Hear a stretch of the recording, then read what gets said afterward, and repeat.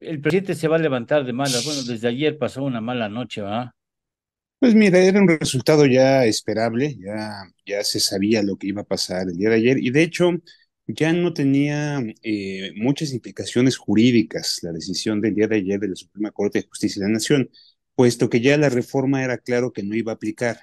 Me explico, para que el auditorio pueda tener mayor comprensión de lo que sucede ayer en la Suprema Corte, donde 9 ministros pues confirman que el plan B en materia electoral del Poder Ejecutivo del presidente López Obrador no va a aplicar.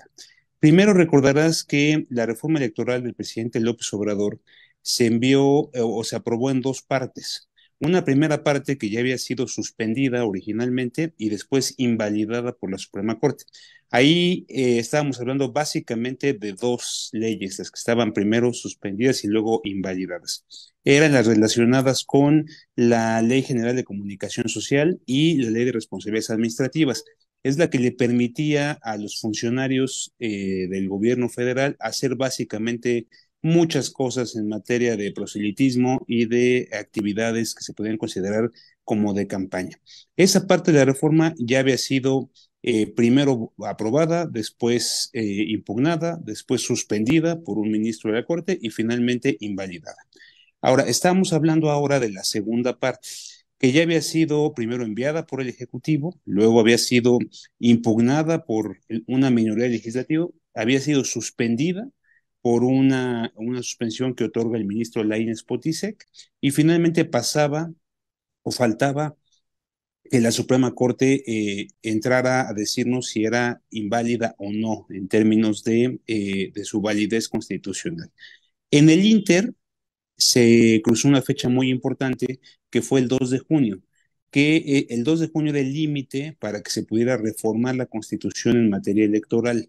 Y ahí lo relevante es que lo que no se aprobó antes del 2 de junio ya no aplicaría para las elecciones del 2024. Por eso te decía que ya no tiene muchos efectos lo que pasó ayer, porque ya desde el 2 de junio ya sabíamos que no se iba a aplicar.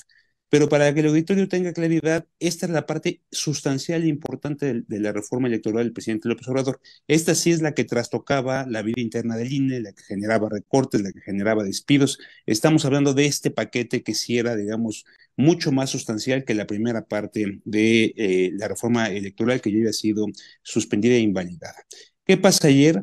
Que los ministros de la Suprema Corte, 9, salvo la ministra Yasmín Esquivel y la ministra Loreto Ortiz, que han sido las consistentemente más cercanas al Ejecutivo Federal, salvo ellas dos, todos los ministros votan por invalidar esta reforma. Y esto es importante porque la Suprema Corte de Justicia de la Nación es, me parece, congruente y consistente. Congruente y consistente en qué?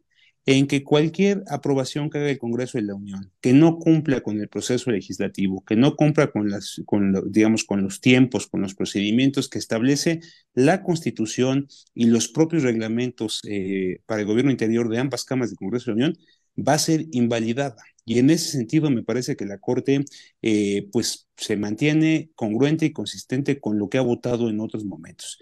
Aquí muchos se sorprendieron por el voto del ministro Saldívar. La realidad es que ya había votado desde la anterior ocasión en este sentido con el bloque mayoritario.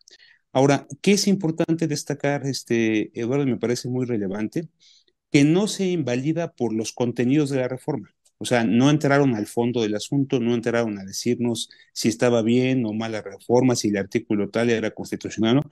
Se invalida la reforma porque no cumplió con los requisitos mínimos que establece la propia Constitución y la normatividad del Poder Legislativo.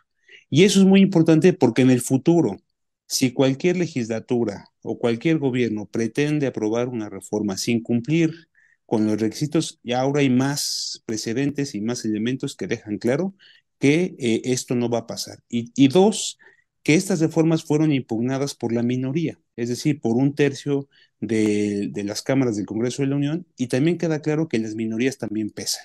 Entonces tienen el derecho a impugnar y por supuesto que en este caso tienen derecho, digamos, o les dieron la razón. Entonces, interesante lo que pasó ayer. Te digo que en términos generales ya no aplicaba, porque ya desde el 2 de junio sabíamos que no iba a aplicar esta reforma para el 2024, pero ahora queda claro que esta reforma ya no aplicará no solo para el 2024, no va a aplicar nunca. ¿Qué es lo que le queda ahora al Ejecutivo Federal, pues presentar una nueva reforma, que ya la anunció el presidente, que es el famoso Plan C, ¿no? Y ahí sí, pues pueden hacer las cosas de otra manera, porque, insisto, no entró la Corte al contenido. A lo mejor había cosas buenas dentro de la reforma, pues no lo sabemos porque no entraron al contenido, invalidaron el 100%, Por el solo procedimiento solo se por el invalidó, procedimiento, solo se invadió por por la eso. falta de higiene en el procedimiento. Así es, y esto es muy importante porque recordarás que la última sesión del pasado periodo ordinario de sesiones aprobaron casi 20 dictámenes, también a escondidas, en una sede alterna, ahí entre mesas de plástico, ¿no? Entonces ya nos va dando luz la Corte de por dónde va a ir también en esas leyes que fueron aprobadas ahí un viernes negro, como le han llamado, y que han sido impugnadas la mayoría de ellas. Entre ellas, por ejemplo, algunas reformas muy importantes como la del IMSS Bienestar, que pasa al INSABI al IMSS ahora y se convierte Sí. en IMSS Bienestar. Entonces ya la Corte nos va diciendo, va dando luz de por dónde están los criterios. No quiere decir que las reformas sean buenas o malas, porque no entraron al fondo, solamente dice así no. Entonces, si Ujú. tienen un procedimiento claro y respétenlo. Y me parece un mandato muy interesante que le manda el Poder Judicial, en este caso el Poder Legislativo, no al Ejecutivo.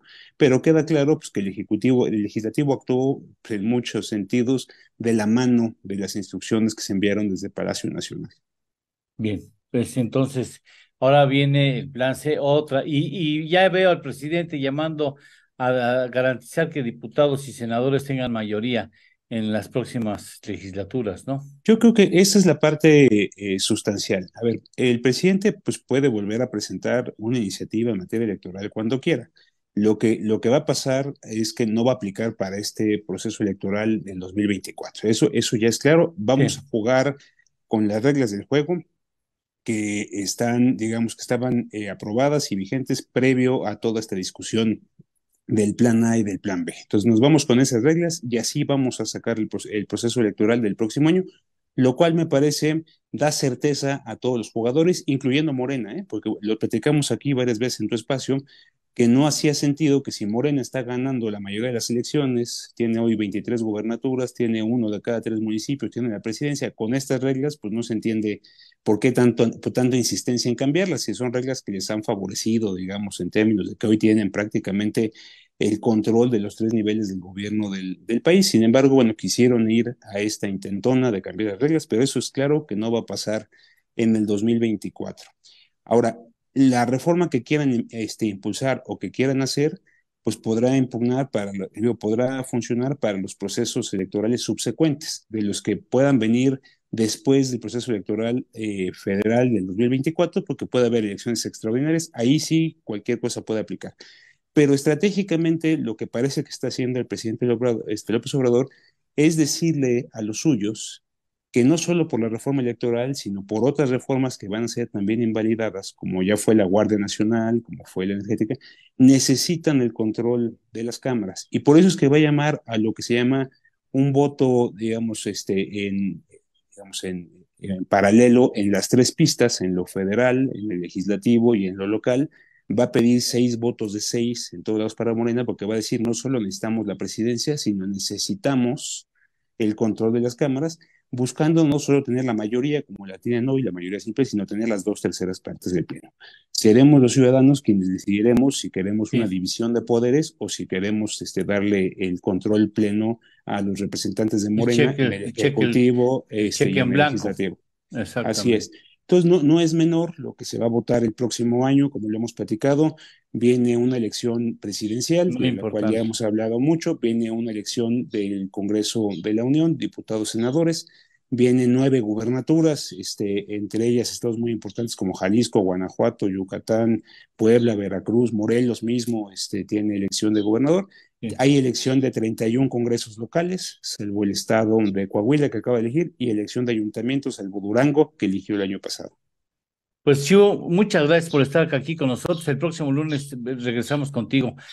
Un abrazo y un agradecimiento siempre por estar dispuesto a ayudarnos en este esfuerzo No, informativo. hombre, encantado siempre de estar aquí en tu Muchas espacio, Eduardo, gracias, y de querido. saludar al auditorio. ¿Eh? Es un fregón, de veras, Shu, no, hombre, y me lo han comentado muchas personas, que es muy bueno tu comentario siempre. Muchas gracias, lo apreciamos. Gracias a ustedes, buen fin de Y semana. gracias por apoyarnos el próximo martes, ¿eh? Encantado, ya por ahí escuché a Ernesto que lo comentaron, será un gusto compartir la mesa con Muchas gracias. ustedes. Muchas gracias. Gracias.